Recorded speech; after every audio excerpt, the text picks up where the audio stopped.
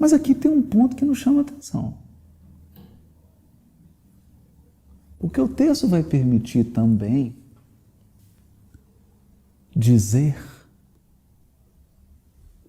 de algo que é tirado da minha costela,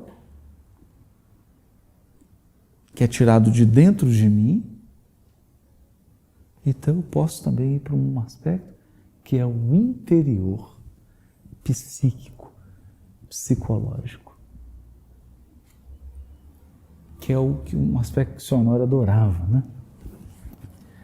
Porque aí Adão e Eva não é mais um casal, o próprio Jung percebeu isso, é ânima e ânimos, o masculino e feminino em mim, então é o meu psiquismo com as suas potencialidades. Então, sou eu, não é um outro. E aí é importante, nós vamos ter que trabalhar isso aqui um pouquinho. E aqui nós vamos ter que entender uma coisa que é vital.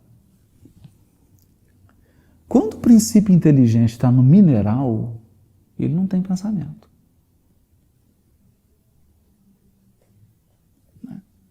E quando os espíritos falam em pensamento, não podemos confundir com inteligência, com intelecto, com instrução, com ir à escola, com ideia. Pensamento é uma mistura. Ali no pensamento estão ideias, sentimentos, sensações, emoções, está tudo junto. Não pode confundir isso não. Então o princípio inteligente que está no reino mineral, ele não tem autoconsciência. Ele não sabe que ele existe.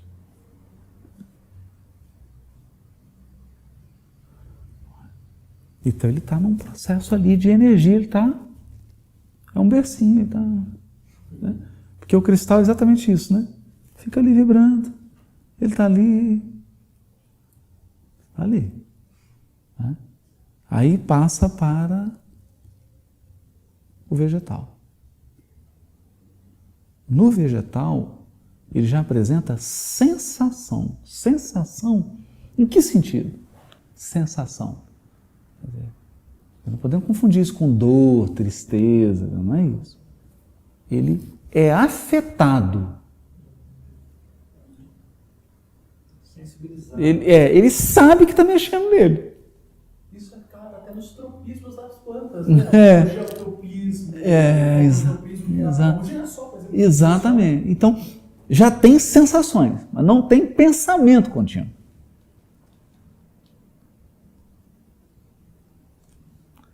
Quando chega no animal, em gradações, é óbvio, surge o pensamento. Só que ele é fragmentado. Então significa que tem intervalos que ele não pensa. Zerou. E tem hora que ele pensa, não é? Então isso significa que quando ele está pensando, ele elabora numa inteligência rudimentar e, portanto, se ele elabora numa inteligência rudimentar, ele passa a ter uma sensibilidade que nós vamos chamar de sentimento. Que já não é mais uma sensação. Por que não é uma sensação? Porque a sensação, eu dependo de um estímulo externo para ela existir. O sentimento não. Ele pode surgir a partir da minha própria elaboração sem nenhum estímulo externo. Ou através de um estímulo que não tem uma questão biológica. Por exemplo, o animal sente medo. Ele sente medo. Embora ele possa não estar correndo perigo. Isso é sentimento. Isso já é uma sensibilidade, nós vamos chamar de sentimento. Porque ele identifica, ele percebe um elemento exterior e ele já elabora uma reação interior. Né? Captar, identificar, catalogar, perceber, isso é Adão. Reagir internamente, isso é Eva.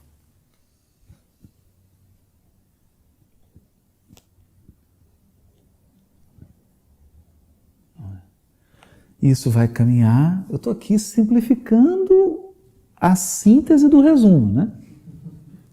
Que o assunto é muito mais complexo. A gente teria que entrar em Gabriel Delane, Leon Denis, Evolução em Dois Mundos, mas não é esse o objetivo aqui. Nosso objetivo aqui é ir para os dobramentos espirituais e morais disso. O Kardec vai escrever um ensaio brilhante no livro A Gênese sobre a origem do instinto. E ele vai dizer o seguinte, resumindo, vai apresentar várias características do instinto. Por exemplo, qual a diferença de uma colmeia japonesa e uma colmeia austríaca? Considerando que a abelha é do mesmo tipo. Endereço. Só um endereço. Isso aí, né?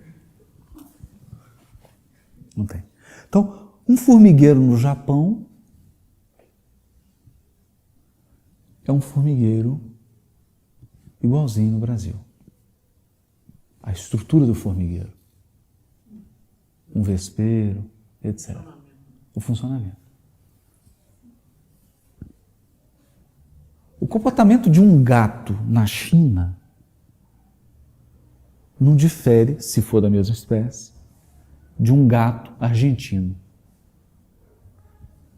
Então são reflexões que o Kardec vai fazendo no sentido que o instinto é universal. Por isso ele não pode ser fruto apenas do ser.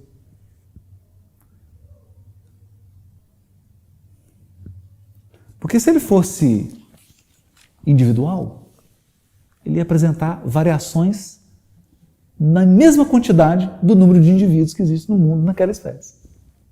Então, se eu tenho 1 milhão de gatos, eu teria 1 milhão de instintos diferentes de gato. Não sei, já vou perguntar, polemizar. O aspecto do ambiente não influenciaria um pouco nesses instintos, assim, assim? Não, pois é. Então, aí que está. Esse aqui é o ponto, né? A gente sabe que um instinto é um conjunto de procedimentos inteligentes que a espécie adota para lidar com o ambiente. Nós sabemos disso. Então, por que tem o mesmo instinto num gato que está num ambiente e da mesma espécie o gato que está num outro ambiente? Entende o que eu estou querendo dizer? Quer dizer, um gato está em Salvador, né, um clima, ouvindo axé, comendo camarão, e um gato em Minas, ouvindo o Clube da Esquina. Por que eles são diferentes? Né? Eu estou brincando, mas assim... Então, há um elemento de universalidade, aí o Kardec começa a descartar uma série de hipóteses de que teriam seres que orientariam aquela espécie, então não pode, porque aí teria diferença entre esses seres, e aí gerariam...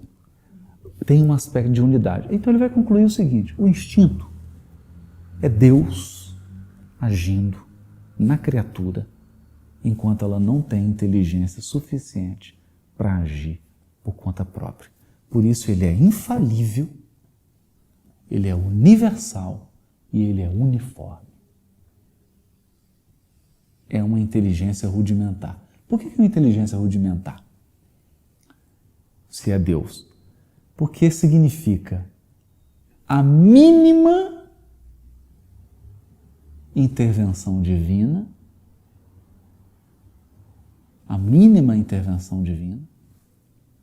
absolutamente necessária e suficiente para a espécie. Porque se ele intervém mais, o bicho dá um salto. Aí, se ele intervém mais, o gato ia olhar para você assim, começar a coçar o quê? Aí começar a ter uns comportamentos meio esquisitos. Então, a inteligência rudimentar no sentido que é Deus agindo através das criaturas o minimamente possível, apenas o suficiente para cuidar delas. Da sobrevivência. Aí o Kardec conclui assim: por esta razão, o maior de todos os instintos é o instinto materno, porque é o próprio Deus cuidando das suas criaturas que vêm ao mundo, através da mãe. Olha que coisa linda, né? O Kardec escrevendo. Depois nós vamos ter o Chico dizendo, né? Que a maternidade é um segredo entre Deus e a mulher.